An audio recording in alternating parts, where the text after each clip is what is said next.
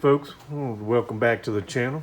This is the part 2 of the first video that came out yesterday. So this is the video where we went to the Wagons for Warriors event in Lebanon, Missouri.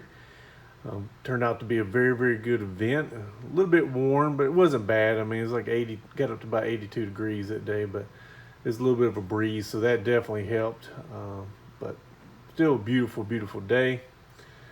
Like had a great turnout. It was reasonably priced. So you're looking, it's like $15 per person for ages 10 and up.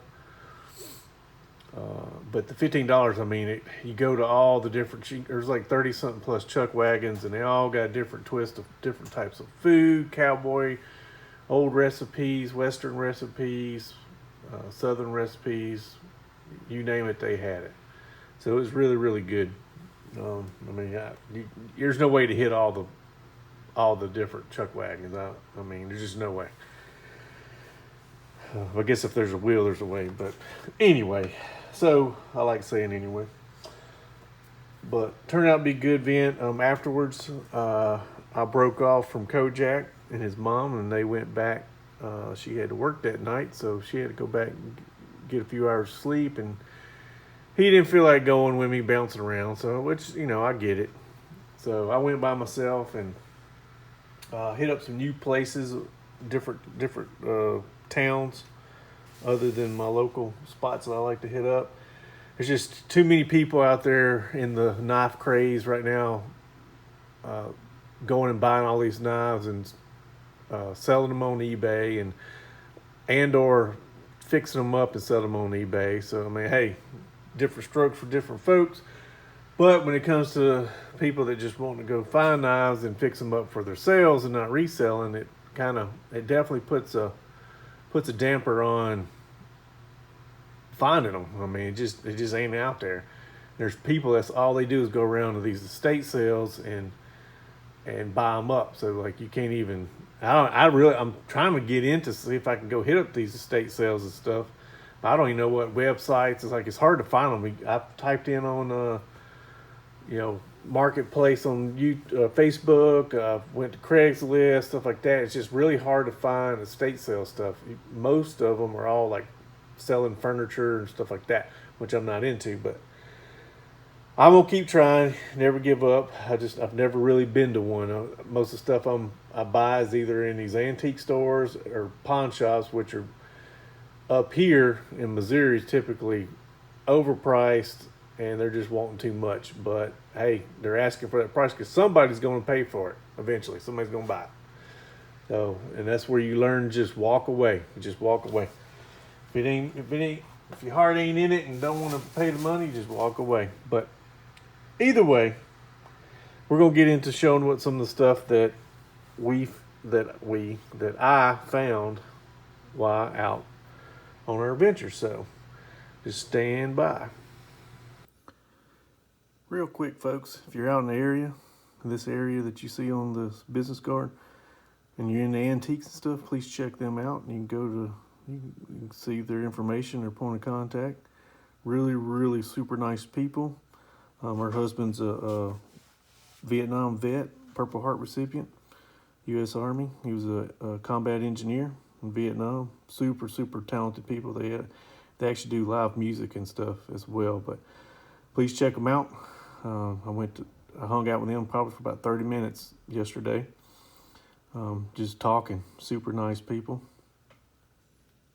And also, their daughter,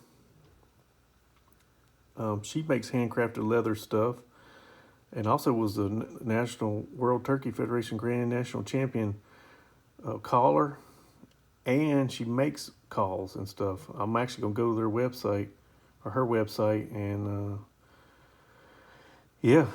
check them out. Go to Instagram, YouTube. I'm going to go definitely check their her webpage out, and I may see if I can get some stuff made as well. So, but yeah, please check them out. Check her out. It's Jesse's and Custom Farm Art and Custom Leatherwork. So let's see. I'm using a flashlight. I don't have my bright lights on.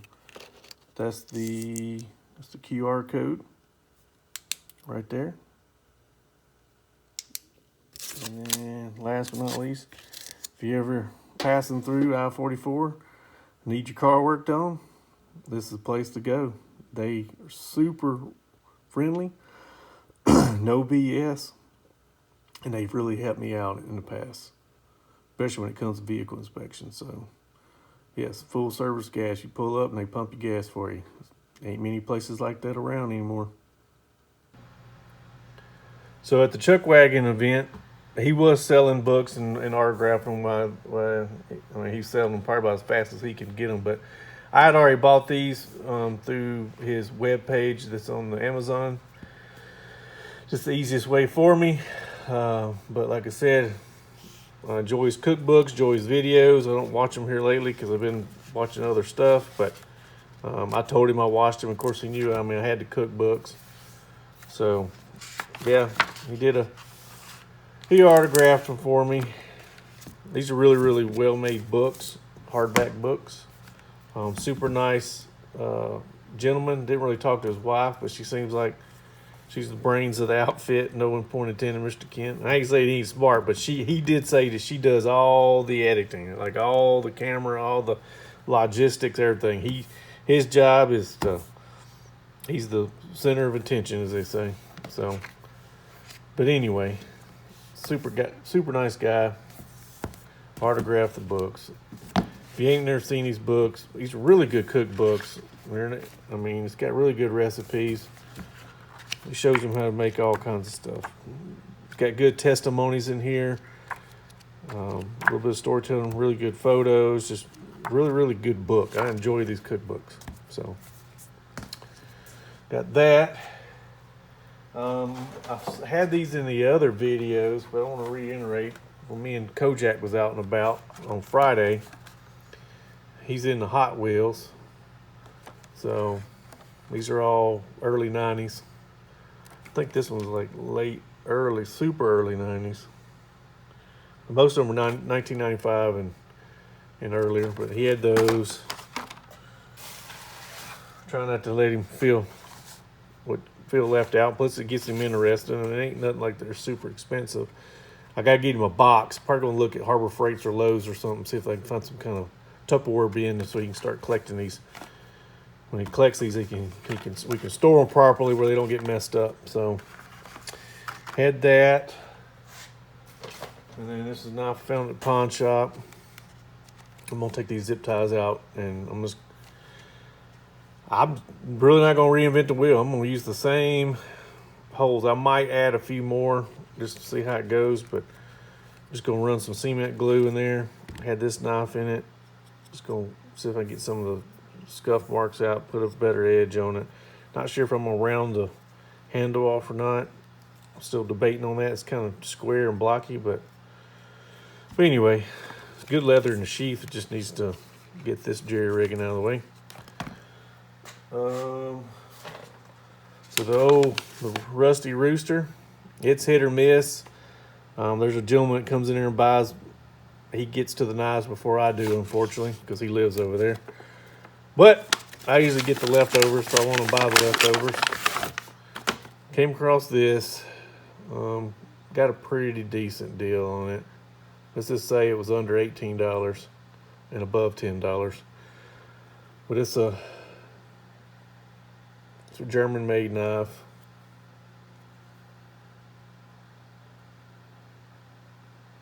So I'm gonna redo the handles. See if I can carefully pop these off so I can use as get the perfect size. I can save this emblem because I'm gonna put the emblem into it as well. These pins, the only pins, so you got pins inside these bolsters, and then this one solid pin on the bottom. That's what holds the knife together. These right here are, I mean, they do serve a purpose to kind of help hold the material in. As you can tell, I don't feel like there's any glue on or anything. The easiest way is to pop those off. You can do it, but it's real hard to get them lined up. It's easier to focus on this one pin. I'm probably just gonna pop those off and then use some real good glue in there, and they ain't gonna go nowhere.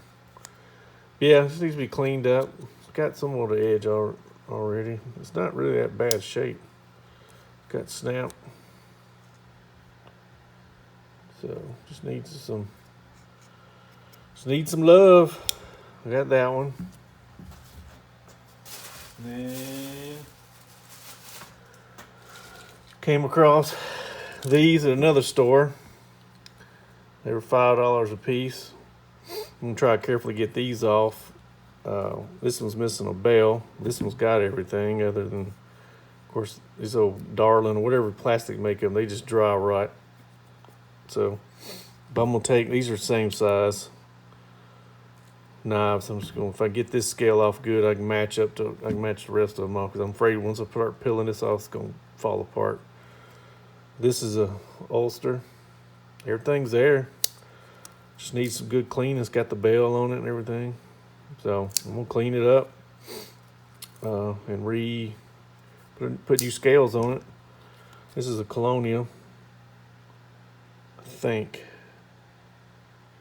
It's hard to see, but no, it's Imperial. But this one feels, I think this is one of their more, I know Imperial made and Colonial made different years of these knives, but this one's got some weight to it. So I think this is one of the better made ones. But I got to figure out the pins. What I see a lot with these, yeah, it's kind of goofy looking. It's done, I don't know, it's just like it's done been flexed and pulled on. What I'm thinking happened, because a lot of people use this right here. If I can get it out. I use a screwdriver right here. And they get in here, either that one or the punch, and they actually use it for prying. And when they pry, it bends that out. So I'm gonna try to see if I can hammer in, maybe tighten it up a little bit. I just don't know. I don't know. I almost think the pin's bent in this one. So I may have to just take it all apart and just use, because you can see right here, I can't tell if this is pulled away or this is pulled away. It almost feels like this part of this bolster is pulled away. I don't know. I'm gonna tack it. Worst case, keep it as a parts knife. In case if I find one, I need to replace a blade or something on it. But you can see this one, the punch, it's kind of bent. They've used it prying on something, however many years ago. But still got some snap. But this is probably gonna be a parts bin knife. I'm gonna focus on this one. This is, to me, is the better one. See, it just popped off. So those are there. Of course, y'all saw that in the video. It's old timer found. It's all cleaned up.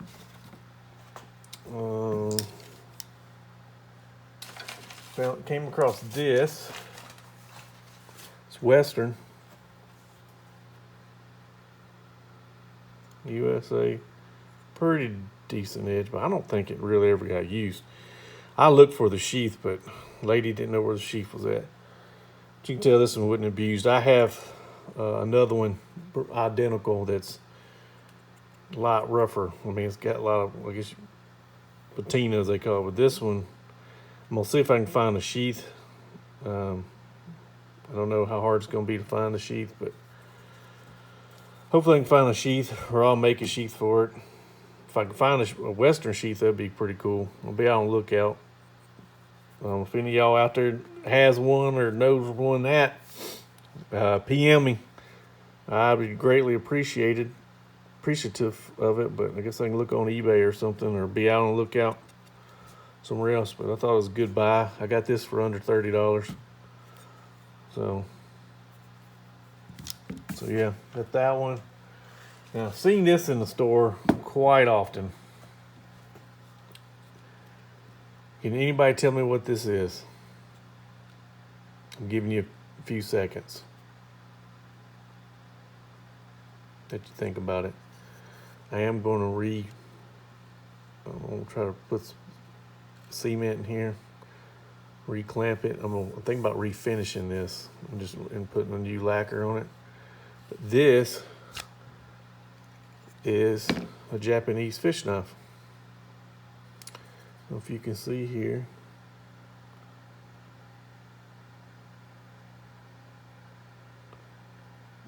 Trying to go real slow. Floating fish knife. So it's supposed to float when it's put together, or if you drop it in the water, it's supposed to float. Stainless steel, Japan. Got the scaler. This is some kind of de-hooker or bottle opener or something. But it looks like I can put a good edge on it. Just need to polish it up, clean the wood up. But I've seen this before, and I waited till the price went down on it. I've seen it probably over the past couple months. And, excuse me. And, yeah, snaps together just like that. Drop down in the comments if y'all seen something like this, or maybe y'all have one. I've never seen one other than this one in person. Of course, you can Google it or whatever and may come across a whole bunch of them, but I thought this was pretty cool. I may clean it up. I'll see how valuable it is. If it ain't that super valuable, I'm gonna clean it up, and I might put it in with my fishing tackle and actually use it if I need to. I mean, you could clean a fish with it. So, I don't know. Got that one. So, and then that was pretty much for the fines. And then, last but not least, went to Shepherd Hills Cutlery. They usually never fail. Got me a Trapper sheath, brand new. That's what I paid for it. These fit a little bit tighter to the belt, at least this style belt. The ones that's got the big loops, I feel like they stick out a little bit farther. But yeah, I'm gonna wear it. So I got this sheath for this knife. So my wife had got her dad one, but he wanted a white bone handle. And I didn't want to get one identical to his, even though I love his. He hasn't received it yet, by the way. I got one that's more of a, almost kind of got a pinker tint to it, to the handle. It's still beautiful. Like I said, I felt this one. I don't see any defects in it. I know Knife Doctor, here's one of his videos where he's talking about a lot of the defects and stuff. There's a little bit on the blade, but that's part of the forging process. This is, to me, is better steel. It's not the stainless steel. This is the carbon steel. I mean, it's probably stain resistant to a degree, but I don't think these are truly, rust proof. But it's got the snap. There it is. Got that spade looking blade on it. Yeah. I have a couple older trappers, but nothing pretty like this. But yeah, I don't see anything wrong with it as far as QA, quality assurance. Control issues that some people are having, they're ordering online or wherever they're getting them from, but I know Mr. Kevin's, aka Knife Doctor's, had some issues, and some of his subscribers and viewers, but I personally have not really came across. I got one, I had to dig it out, that looks like it's might have had some issues at one time, but it's also from like the 90s, so I don't know. I don't know. But there it is. I don't see any issues with this. Everything fits tight so far. And then I got it. I'm either going to carry it like that. Carry it like that. I really don't know what the proper way is to carry it like this. Or do you put it in there like this? I feel like, I don't know if it really matters with these. I feel like I can get my hand in there and get that better. Yeah. I'm also going to take this sheath and then put some mink oil or some kind of, one of my mini oil treatments that I use for leather. Whoops.